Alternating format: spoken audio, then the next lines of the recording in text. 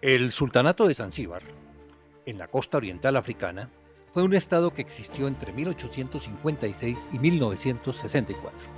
Fue un pequeño país insular en el Océano Índico, cerca de la costa de Tanzania, que a pesar de su reducido tamaño, controló grandes extensiones en el África continental. Durante el siglo XIX, se convirtió en centro de diversos altercados entre el Reino Unido y el Imperio Alemán, debido a intereses y ambiciones colonialistas. Las dos grandes potencias habían competido durante años por el control de los derechos de comercio y el territorio de la zona, así como por tener una fuerte presencia militar. Los británicos tenían una fuerte influencia en Zanzíbar. Habían firmado tratados con el sultanato gobernante. Los alemanes también estaban interesados en la región. Esto llevó a la competencia y a la tensión entre las dos potencias europeas. El escenario estaba listo para un choque de imperios en las costas de Zanzíbar. El sultán Hamad bin Tubaini, amigo de los británicos, gobernaba Zanzíbar. Cuando murió en 1896, su sobrino Khalid bin Bargash reclamó el trono. Sin embargo, los británicos preferían a Hamud bin Mohammed, quien era más receptivo a su influencia.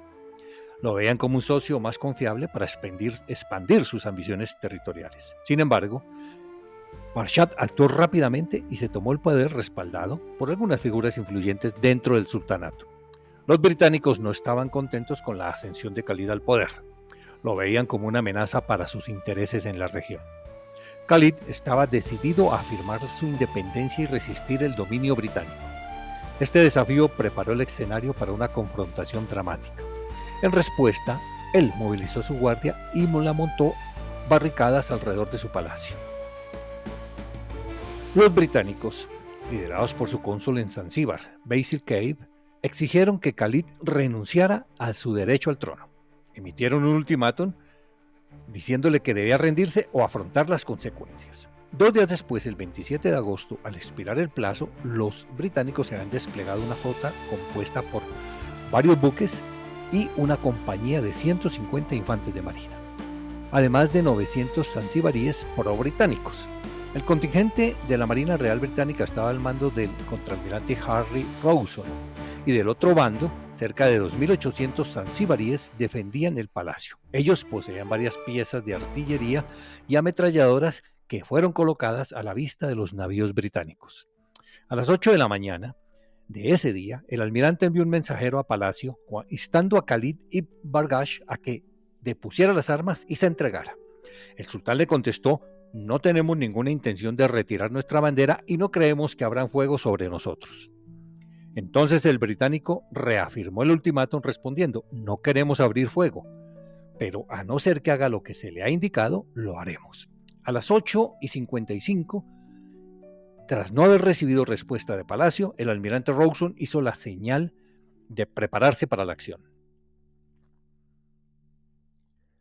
Las hostilidades iniciaron a las 9:02, con el desembarco de la Compañía de Infantería Marina Británica al mando del capitán O'Callaghan, quien tenía la misión de rodear el palacio. A la vez, un contingente menor de marineros, bajo el mando del teniente Watson, llegó a tierra para proteger el consulado británico a donde habían sido llamados los ciudadanos ingleses que residían en la isla. De inmediato procedieron a evacuar a las mujeres y los niños hacia una de las unidades de la Marina Real. Simultáneamente, los buques de guerra comenzaron un intenso bombardeo que en cuestión de minutos incendió el palacio y neutralizó la artillería de defensa.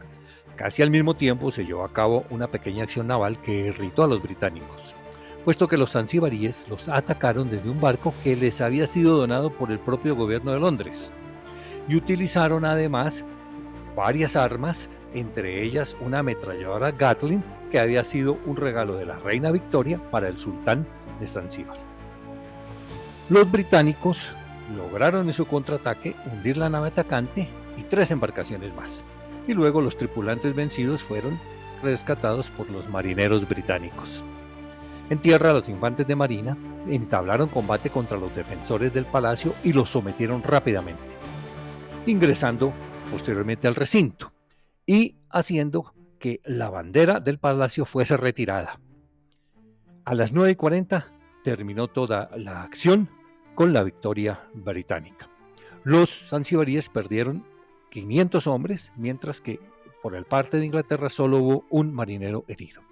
El sultán Khalid no fue testigo del combate, pues huyó el primer disparo con todo su séquito, dejando a sus esclavos y seguidores para que continuaran luchando. Él se refugió en el consulado alemán, donde consiguió asilo político, y posteriormente escapó al África Oriental alemana. Durante la Primera Guerra Mundial, los británicos lo capturaron y lo enviaron prisionero a la isla de Santa Elena, la misma donde tuvieron recluido a Napoleón. Tiempo después fue liberado y se radicó en Mombasa, Kenia.